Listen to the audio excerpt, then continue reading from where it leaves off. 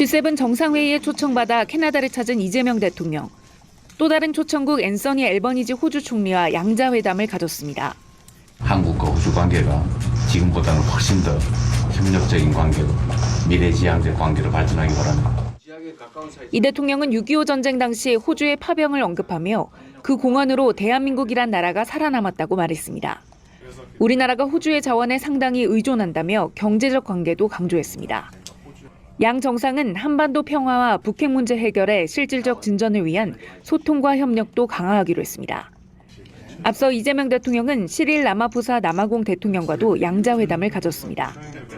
이 대통령은 오늘 저녁에는 김혜경 여사와 함께 엘버타 주수상 주재 환영 리셉션과 메리 사이먼 캐나다 총독 주재 환영 만찬에도 참석했습니다. 이재명 대통령은 내일은 확대 세션에 참석해 에너지 공급망 다변화, AI 에너지 연계 등을 주제로 발언할 예정입니다. 이번 G7 일정에 동행한 김혜경 여사는 주최 측이 제공하는 공식 일정 등에 참여할 계획입니다. 한편 미국 트럼프 대통령이 중동 상황 등을 이유로 G7 회의가 열리는 캐나다에서 조기 귀국하게 되면서 내일로 예정됐던 한미 정상회담은 무산됐습니다. 대통령실 관계자는 미국 측 결정도 급박하게 이뤄진 것 같다며 양해를 구해왔고 결례 상황은 아니라고 설명했습니다. 한일 정상회담은 내일 오후로 정해졌다고 대통령실 관계자는 밝혔습니다. KBS 뉴스 손서영입니다.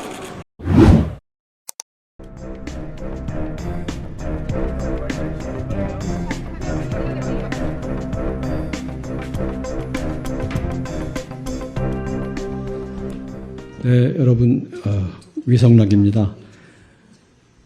시차도 많으실 텐데 연일 고생이 많으십니다. 미국의 트럼프 대통령이 오늘 갑자기 귀국을 하게 되었기 때문에 내일로 예정되었던 한미 정상회담은 어렵게 되었습니다. 원래 다자계기에 이런 일들이 간간 있긴 한데 아마 이스라엘, 이란 군사적 충돌 문제와 관련이 있어 보입니다.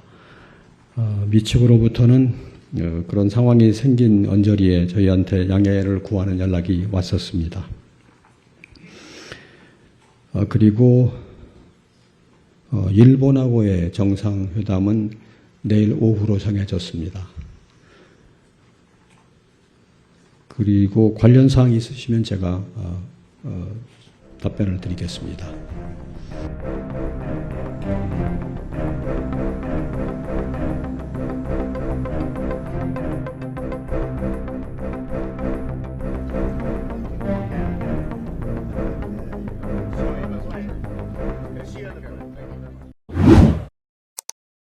중동에서의 무력 충돌이 격화하자 트럼프 미국 대통령이 주요 7개국 G7 정상회의 일정을 하루 일찍 마무리합니다. 영국, 일본, 유럽연합 정상들과 잇따라 양자회담하며 무역과 관세 이슈를 논의한 트럼프 대통령은 현지 시각 16일 만찬을 끝으로 워싱턴으로 복귀합니다. Well, I have to be back. Very important. Very nice. I wish I could stay for tomorrow, but they understand. This is big stuff. 국제 경제와 안보를 둘러싼 중요한 협의가 진행되는 상황에서 조기 귀국을 결정한 건 트럼프 대통령이 중동 정세를 그만큼 심각하게 받아들이고 있다는 분석입니다. 트럼프는 또 백악관 복귀 직후 국가안전보장회의 NSC를 개최할 수 있도록 지시했다는 점도 이런 분석에 설득력을 더합니다. 트럼프 대통령은 자신의 소셜미디어를 통해 모두 즉시 테헤란을 떠나라고 썼습니다. 수신 대상을 구체적으로 밝히진 않았지만 현지에 남아있을 수 있는 미국인에게 사실상 소개령에 준하는 대피 권고를 한 셈입니다. 또 현지 이란 국민들에게 생명을 보존할 것을 촉구한 것으로도 풀이됩니다. 중국도 보안 상황이 심각해지고 있다며 현지 자국민에게 가능한 한 빨리 육로를 통해 이스라엘을 떠나라고 촉구했습니다. 이처럼 중동 지역에 대규모 추가 공습이 임박했다는 신호가 곳곳에서 포착되는 상황에서 트럼프는 거듭 이란은 핵무기를 가질 수 없다며 핵 합의를 촉구했습니다.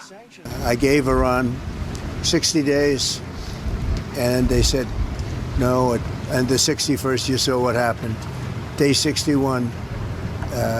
So I'm in constant touch and I think Iran is foolish not to sign one. Look, Iran should have signed the deal. 이런 가운데 미국의 핵 추진 항공모함 니미츠호가 중동을 향하고 있고 공중급유기 수십 대도 유럽에 전진 배치되는 등 중동 지역의 안보 위기가 갈수록 고조되고 있습니다. 워싱턴에서 KBS 뉴스 김경수입니다.